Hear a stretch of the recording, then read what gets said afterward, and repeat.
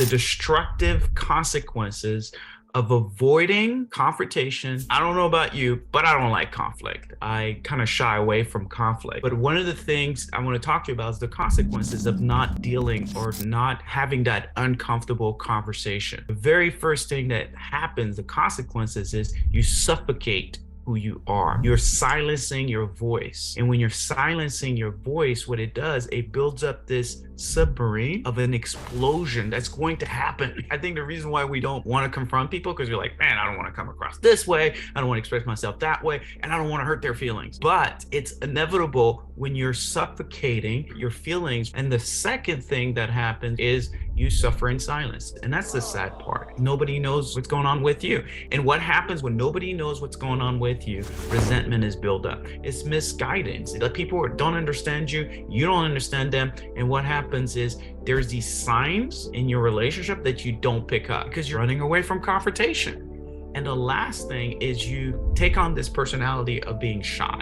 Like, I'm shy. I don't want to do this. I'm not the type of person that confronts. And then you start taking this personality. But when you're shy about expressing your emotion, what happens? You don't stand up for yourself anymore. You don't stand up for your opinions. You don't stand up for anything.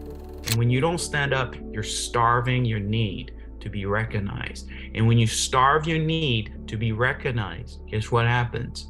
You're going to have to meet that need somewhere else. And when you meet that need somewhere else, what I call is a short-term energy relieving behavior. You're going to either overeat, you're going to have too much TV, you're going to do something to the extreme to release that need because you want to get that connection when you're shying away for expressing your emotions. So those are the consequences. So now how do we kind of shift this? The very first thing you want to do, you want to prepare before you speak. Like, you want to prepare yourself when you're going to confront someone. What I mean by that, when you're preparing yourself, you have to also come across respectful. What I mean by respecting, you got to respect people's perspective. People are going to have different perspective from what's happened. They may not feel what you feel. So you still have to respect their perspective, okay? Don't try to have people have to feel the way you feel. You know what I mean? That's not going to happen. You got to express yourself. You got to prepare with respect, come across respectful, but you also have to respect their perspective on the situation. Okay. So the second thing you want to do is you also practice self-awareness, because what happens is we start to judge people before we get on there. I know for me, I'm like, oh, they're going to react this way. They're going to do this. They're going to do that. Therefore, I'm going to react this way. So we have a whole scenario. We have a whole story of how we're going to react. And the problem with that is then you're not present. When you're not present, you can't represent yourself, right? You're disconnected. So make sure that you are practicing self-awareness. Understand what's going on. What is the triggers? What are some of the triggers? Where does this come from? Where does this emotion, this fear? I know for me, I saw a lot of confrontation growing up, so I didn't want anything to do with it, and I shut down. And I never really dealt with that. And all I did afterwards is just argue and just like blast out, like blast people and avoid it and then just destroy.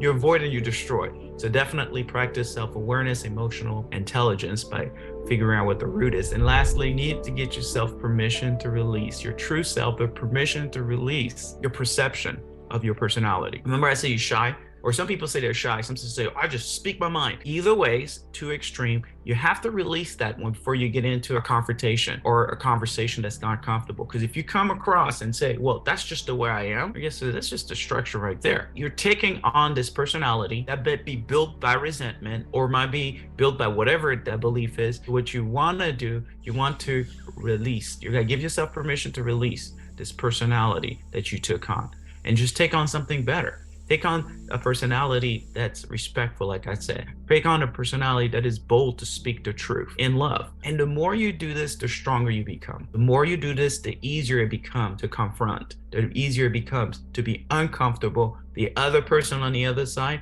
if they're the right type of person, they're going to absolutely appreciate you being open. Then they get to know you. All right. Thank you so much for watching. You have a good one. Take care.